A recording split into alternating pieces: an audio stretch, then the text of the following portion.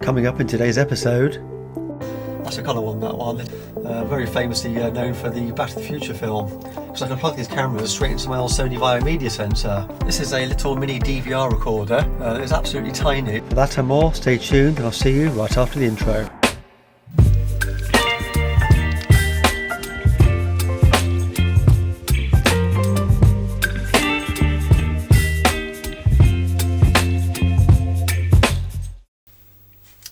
Hey everyone, and welcome back to another video. Thanks for tuning in.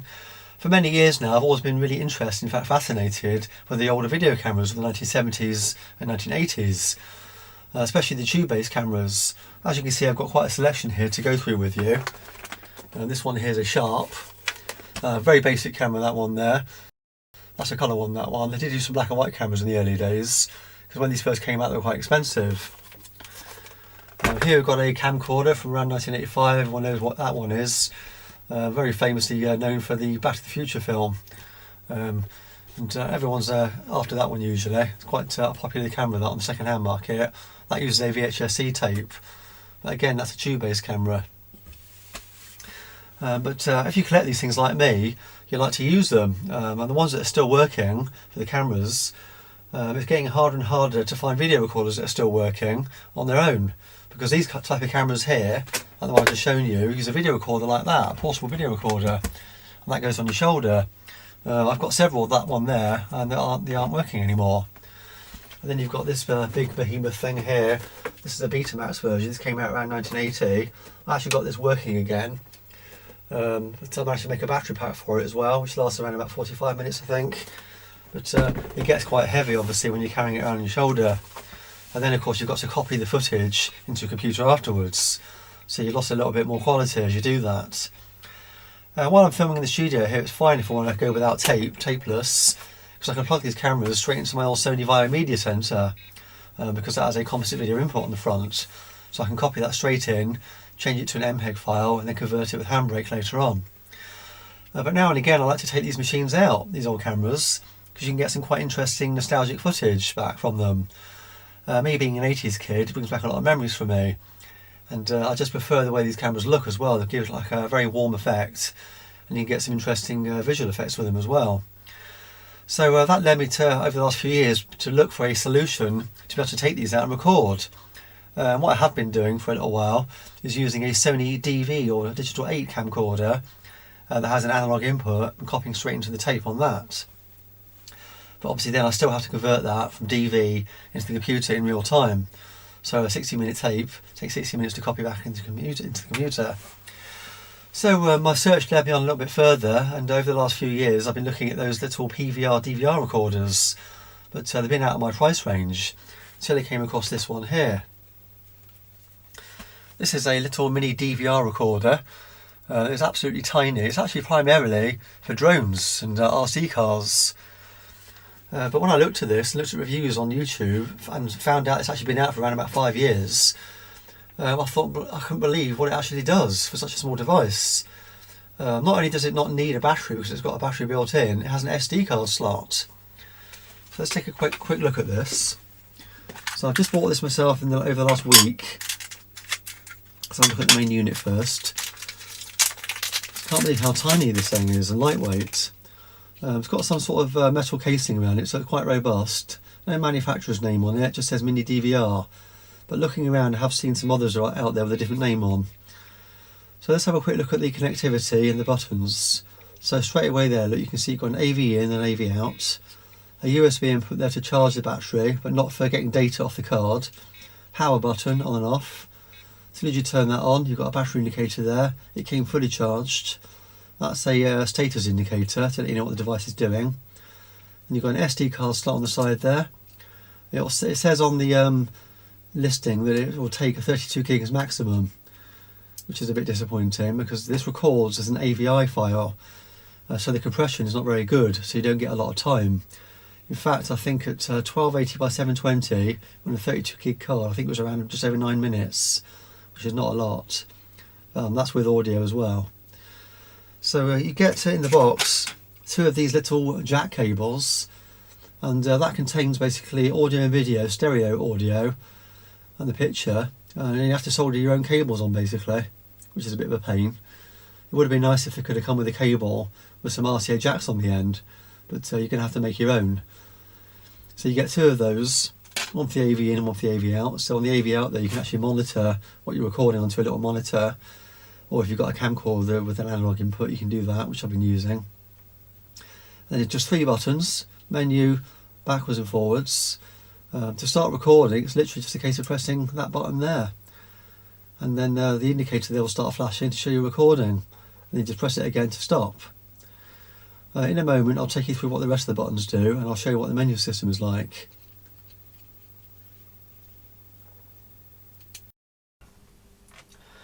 Okay, so let's have a quick look at the menu system of this little unit. There's only 3 buttons here, backwards, forwards and menu. So just keep your finger on the menu button for a few moments. That brings that up. Just zoom in a bit so you can see better.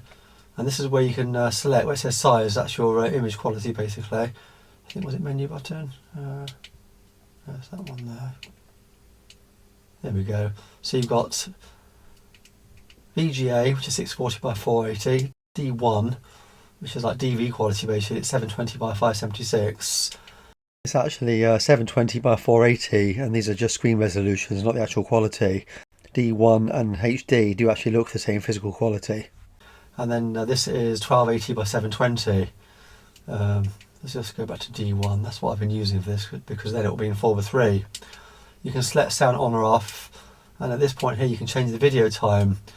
10 minutes, 20 minutes, 30 minutes, or off. Which I believe is unlimited. So I have it set to off. If I keep my finger on the menu button there again, you've got format, language, system reset, light frequency, 50 Hz. I think I can change that to 60. Yeah, 60 Hz. When I got this, the TV output was defaulted to NTSC, and I think it was on 60 Hz. Obviously I changed that back. And keeping your finger on the menu button again will take you to this screen, and it shows you that it's ready to record basically, and that the microphone is set to record and how much time you're going to get. Now I've got a 32 gig card in here. I've got it set to DV. There's already a couple of minutes on here, so you're probably looking around about 11-12 minutes. I think I might have said 9.5 before. Just to re-clarify something, I've just noticed I mentioned minutes for recording time. It's actually hours. You're looking at about 18 hours on a 32 gig card in VGA mode, 11 hours in D1 mode, and about 9 hours in HD mode. So sorry about the misinformation there. It was actually my 6-year-old son that noticed this while we were watching it back before I made the video live. So good on him for noticing. And if you keep your finger on this button here, this will bring up videos you've already recorded. And there it says I've done 3 videos at the top there, and the mode that it's in, D1. And if I keep my finger on the menu button, you can delete, and you can adjust the volume output. You do get a very small instruction manual with this. There's not much in it, but it really is not much to say about it, because it's all pretty self-evident. You've got a little diagram there of what the cable connections are. Red is video, black is ground, and then you've got white and green there for audio left and right. And this is exactly the same on both the cables you get supplied. And then you've got the specification just there. Low power consumption, working current 200 milliamps. Support up to 32 gig TF card, class 10 recommended, which is basically the speed of the card. Built-in 3.7 volt, 400 milliamp hour lithium ion polymer battery, universal charging interface, high precision 4-level battery indicator, multilingual menu, 11 kinds of menu languages choice, CBBS signal input, built-in video decoder, support playback and AV signal output, and built-in video encoder. Safety instructions, avoid wet and humid environments, obviously it's not waterproof. If you're thinking of going out with a drone, obviously avoid getting it wet, maybe make yourself a little housing for it. Use a standard USB charger, charging voltage can only be 5 volts. DVRs are built-in batteries, don't store it at a high temperature and humid environment. And then on the other side there it tells you what the buttons all do. And then you've got specifications here. System startup time just 3 seconds, so it's really quick, so that's good. 24.5 grams, as I say, it's very light. Records at a frame rate of 30 frames a second. Each full charge revive around 1.5 to 2 hours working time. So I guess they mean basically how long the battery's going to last. It's probably more like an hour. As I say, I've not actually run this down yet, so I don't know just how good it is. Okay, so I'm sure you're all eager to see what the picture quality looks like from this little mini DVR. I'm going to do a test next. We're going to be using that camera there, the Sony Trinicon. It's a HVC 4000p, and I'm going to use that one because I've got this device here that I put together a couple of years ago. I've done a video about this. I'll just quickly show you this actually. Now this is going to allow me to plug my Sony Trinicon camera there into that point. I've made a DC input, and you've got composite video out and audio out there and a power switch. So that will allow me to power the camera up on its own without using a portable video recorder. I have made a separate video about this, how to make one of these. So if you're interested in that, I'll put a link in the description. The adapter is a CMA-1010, which is a Sony adapter. Primarily that was used to change over from the Sony camera socket to the JVC system. So let's have a look then next and see what the quality looks like using that camera there.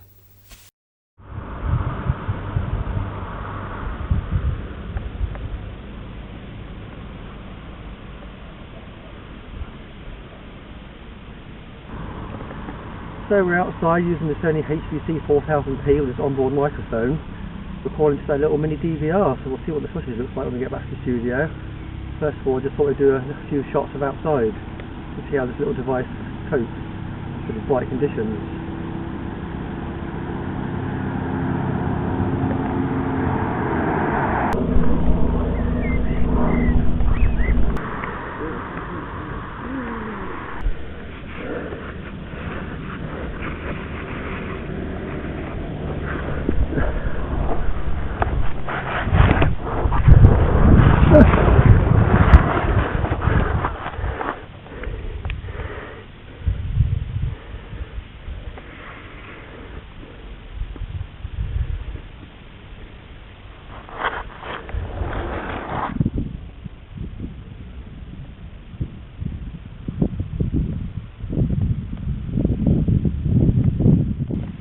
What am I going to get? 20. I don't like to. Ah! That's funny, wasn't it? 20. I'm going to get trouble. I'm 20 because you're 60.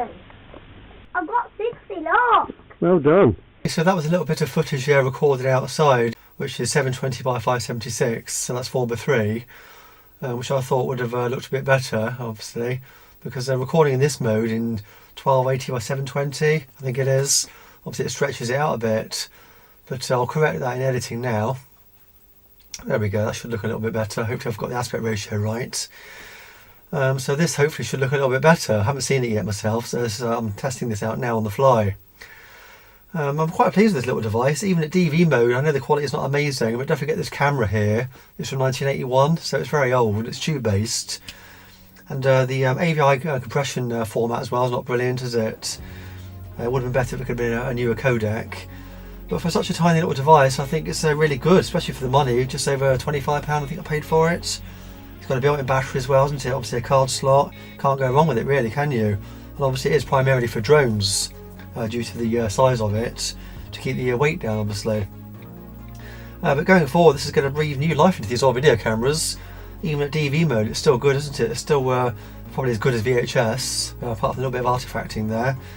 And going forward, I will make some more videos with this. Probably going to modify this camera here, actually, the Sony HVC 4000p. I have a couple of these and a couple of 3000s and a 2000. They're a good solid camera. They nearly always work when you buy them second hand. I'm going to remove that big chunky cable with a 12-pin plug on the end of it, and put a 12-volt DC input on the back. So I use a little 12-volt battery, and I haven't got one to hand off the top, have I? No, I haven't. I've got a little 12-volt battery that I use, a Bosch battery, and I'll put a composite video socket in the back and the audio output, and that can go straight into this little DV device, which I'll strap on the back, and that'll make that camera really portable, certainly compared to lugging that big Betamax around. Well, I think that just about brings me to the end of this video. I hope you found that interesting. It's always interesting finding out these new devices that come out. I'm a little bit late to the table with it, so it's been out quite a few years now. When I was looking at these devices, The early ones had a little screen on, they were a couple £100, and the reviews weren't that good. And you're looking at the Blackmagic devices, it's going to obviously the hundreds and thousands after this, which is out my price range. Well, like I said, I think that's about the end of this video. As always, thanks for watching. Until the next video, I'll be seeing you. And if you did enjoy watching this video, you may want to take a look at some of my other videos on similar themes. I'm always buying something on eBay, some more piece of technology, and trying to repair it. And as always, don't forget to like, subscribe and share. Thanks for watching.